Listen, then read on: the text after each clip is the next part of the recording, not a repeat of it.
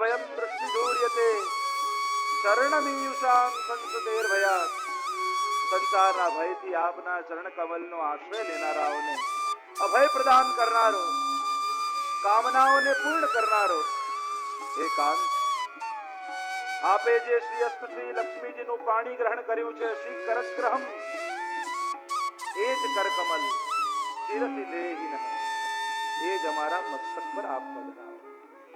હસ્તકમલની યાચના ગોપીજનો કરી રહ્યા છે. મહાપ્રભુજી સુબોધનીમાં સુંદર રીતે ગોપી ગીતની સુબોધની મહાપ્રભુજી લખે. મહાપ્રભુજી લખતા લખ્યું કે ઠાકોરજી હૃદયમાં બેસીને પ્રશ્નો કરે છે ને ગોપીજનો પ્રશ્ન કરે અને ઠાકોરજી ઉત્તર આપે. સંવાદ રૂપે ગોપી ગીતના સુબોધનીજી લખ્યા. ગોપીઓ કહેવા લાગી કે કરકમલ અમારા મસ્તક પર પધરાવો.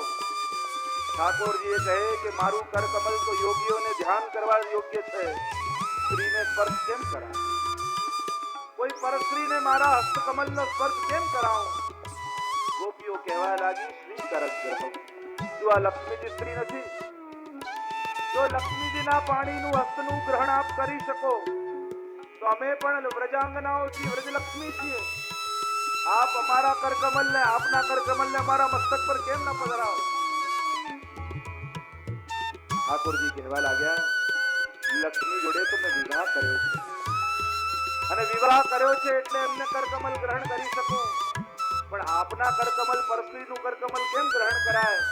ગોપીઓ કહેવા લાગી શરણમીયુષામ સંસુતેર ભયાત.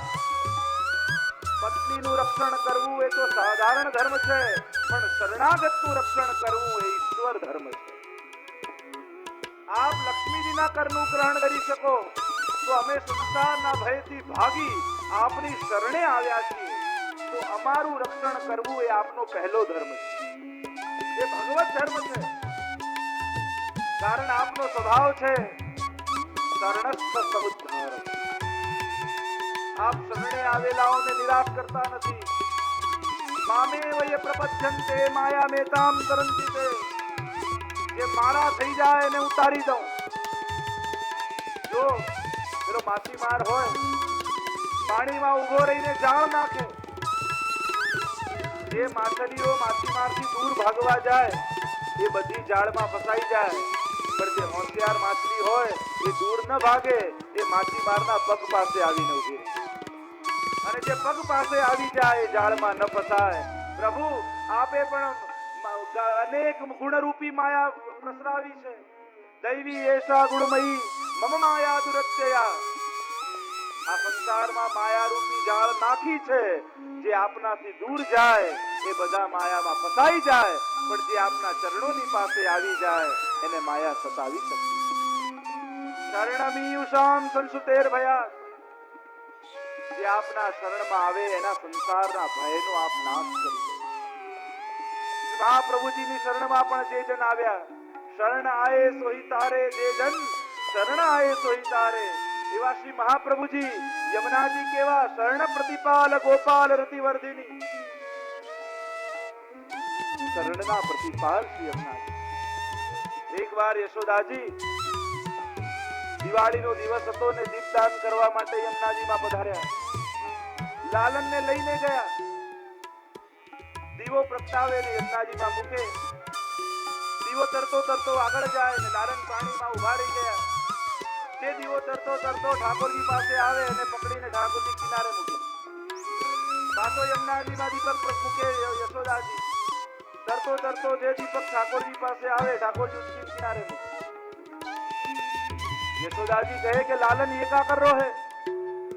દીપક ને વહેવા દે, કેમ બહાર તારી દે છે, કિનારે કેમ મૂકી દે છે? ઠાકોરજી કહેવા લાગ્યા, ભૈયા આ તો પુષ્ટિ પુરુષોત્તમનો અવતાર છે. જે પણ તરતો તરતો મારી સન્મુખ આવશે એને પાર લગાવવાનો તો મેં વ્રત લીધો છે. જે આડાવડા જાય છે એના મારો કોઈ જિમ્મેદારી નથી, પણ જે મારી સન્મુખ આવે એને હું પાર ઉતારી દઉં. સન્મુખ કીધા જે હુતા વ્રત જાણ, નિર્ભય કીધા સર પર ધરી નિજ પાર. સન્મુખ જે થાય ઠાકોરજીને પાર ઉતારે.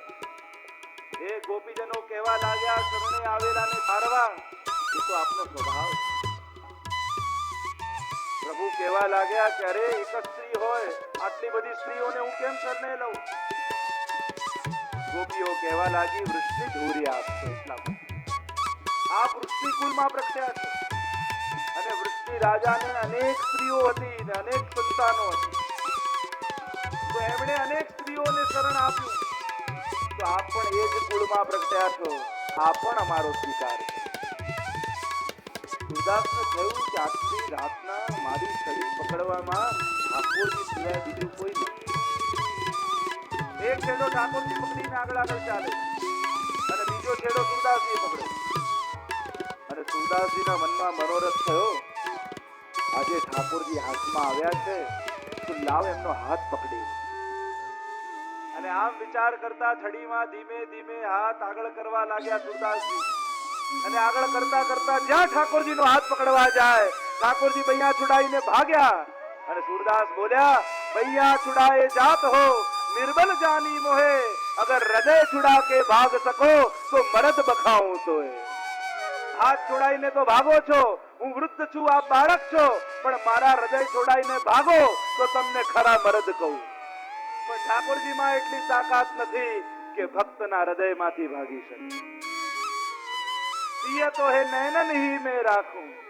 ગોપીઓ તો કહે, પ્રભુ તમારા દર્શન કરું ને આપ નેત્રોમાં પધારો એટલે મારી પલક બંધ કરી દઉં અને આપને મારા નેત્રોમાં વસવાટ કરાવું. આંખો ખોલું જ નહીં કે આપ મારા નેત્રોમાંથી બહાર જાઓ. લાલ ગોપાલ ગુલાલ હમારી આંખીન મેં જિંડારો છું. એટલે તો કહે ગોપીઓ, પ્રભુ ગુલાલથી રંગવા હોય તો આખું શરીર રંગી નાખો, આંખોમાં ન નાખો. પ્રભુ કહે કેમ? ગોપીઓ કહેવા લાગી કે આંખોમાં ગુલાલ જશે તો નેત્રો બંધ થઈ જશે અને એટલી વાર આપના દર્શન નહીં થાય. ગોપી ગીતમાં પણ ગોપીઓએ કહ્યું, ત્રુટિર યુગાયતે ત્વામ પશ્યતામ. નેત્ર બંધ થાય તો એમ લાગે જાણે કરોડો યુગ વીતી ગયા હોય. બીજો અર્થ એ કર્યો, લાલ ગોપાલ ગુલાલ અમારી આંખીને મેં જિંડારો છું. આંખોમાં લાલ રંગ ના નાખશો. કેમ? ગોપીઓ કહેવા લાગી કે આંખોમાં તો અમે કાળો રંગ વસાવ્યો છે, શ્યામ સુંદર વસાવ્યો છે, અને આ લાલ જશે તો અમારો અન્યાશ્રય થઈ જશે. અમે તો શ્યામ રંગને વસાવ્યો, લાલ જાય તો અન્યાશ્રય થઈ જાય. ઠાકોરજી કે હું તો આંખોમાં જ નાખીશ. ગોપી કે કેમ? ઠાકોરજી કહેવા લાગ્યા, આંખોમાં નાખું તો તમારા નેત્ર બંધ થાય. આખા વર્ષ તો તમે મારા દર્શન કરો છો, પણ આજે મારે તમારા દર્શન કરવા છે અને તમારા નેત્રો બંધ થાય તો હું તમારા દર્શન કરું. હે પ્રભુ, આપના સિવાય અમારી વૃત્તિ બીજે ક્યાં? આપ તો સકળ કામનાઓને પૂર્ણ કરનારા છો.